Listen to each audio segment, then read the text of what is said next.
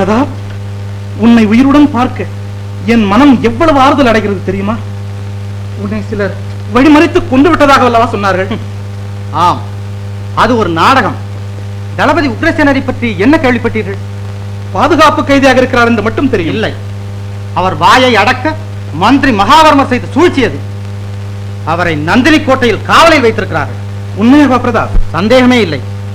என்னை பட்டாளத்திலிருந்து ஓடி வந்தவர்கள் தாக்கவில்லை, மந்திரி நாட்கள் தான் என்னை கொலை செய்ய பார்த்தார்கள்.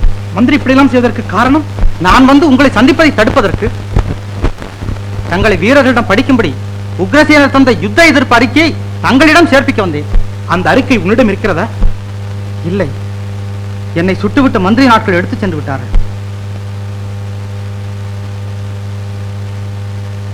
ஆதாரமற்ற அதிர்வேட்டு. இதை யார் நம்புவார்கள்? நம்ப மாட்டார்கள் தான்.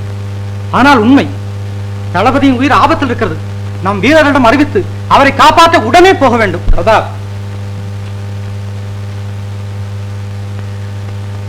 நீ மிகவும் ஆத்திரப்படுகிறாய். தாங்கள் ஆபத்தை உணரா. இதை கேள். மகாராஜாவின் உத்தரவுப்படிதான் உக்ரசேனர் கைது செய்யப்பட்டிருக்கிறார். அதில் நான் தலையிடுவது சட்ட விரோதம், ராஜ துரோகமும் கூட. ஆனால் நந்திவர்மரே, உங்களுக்கு புரியவில்லையா?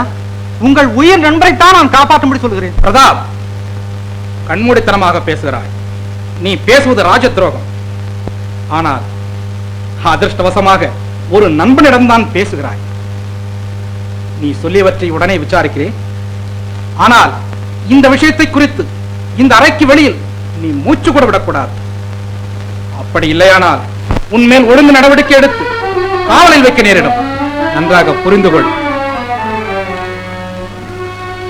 சரி. உன் பழைய அறைக்கே போகலாம். ஆனால் ஞாபகம் இருக்கட்டும். நன்றி. பிரதாப், ஜாக்கிரதையாக இரு.